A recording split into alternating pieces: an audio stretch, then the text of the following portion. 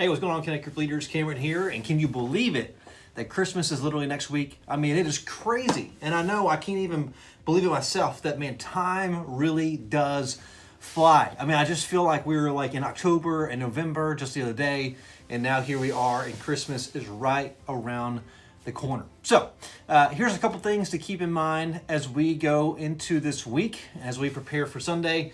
A reminder that Christmas Eve services are coming up, and so those are at 11, 12:30, 2, 3:30, and 5. So those are 5 services that we're doing. And as I said last week, we're really making the call for everyone to attend the earlier services rather than the later services, because the later services are going to be packed and there's going to be a lot of people. And so like I said last week, it's probably going to be way better for you to attend the earlier services, less traffic, less you got to deal with, and the less likely chance you're going to go into overflow. And so if you can make that move, that'd be fantastic. Me and my family are going to do it. Several of our families at the church have committed to do it, and it just really helps make room for the later services for people who usually don't come. And we really want them to hear the gospel. Number 2 to think about is the group leader gathering. So that's coming up on January the 21st, and that's going to be 6:30 to 8. It's going to be a great time. It's going to be in the chapel. There'll be food, and then there's, of course, programming on campus for your child and for your student. So I've eliminated all excuses for you to not be there, and hopefully we'll get to see you there. It's going to be a great time. We're going to hang out and celebrate and get to just see each other again. And then number 3, remember that this is the last week for Connect Groups. So you'll meet this Sunday, and then you're off the next 2 Sundays on December 28th and January the 4th.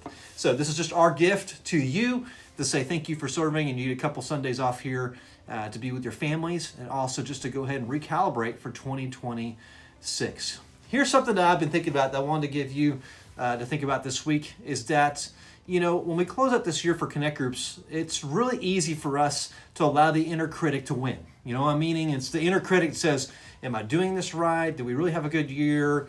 I just feel like I'm failing. And I really want to challenge you to think about what is something this year that was a big win or a small win for your group. You know, we need to take these times to think about what are the ways that we're winning and what are the ways we're seeing God do some work. And so oftentimes the inner critic wins because we allow him to speak the loudest. But what we need to do is step back and really see the bigger picture to see, man, here's where God was at work, and here's a big win. Here's another small win, but man, it was small wins stacking up to a bigger win. And so I don't know what that is for you, but I would challenge you to think about that. And then once you got that win in your mind, I want you to then send a text to me or an email, because I want to celebrate with you. I want to hear how you are winning in your Connect Group and how God has been doing such a great work. And so those stories fuel my faith and, man, help me just see what's going on, but they also help you. They help you go, oh, wow, God really was at work this year. And I missed it because I was allowing the inner critic to win. And so just remember, God is at work even sometimes when we don't see it. He's at work. Our leader spotlight for the week is Fred and Sandra Kristen. You'll see their wonderful photo pop up here on the screen.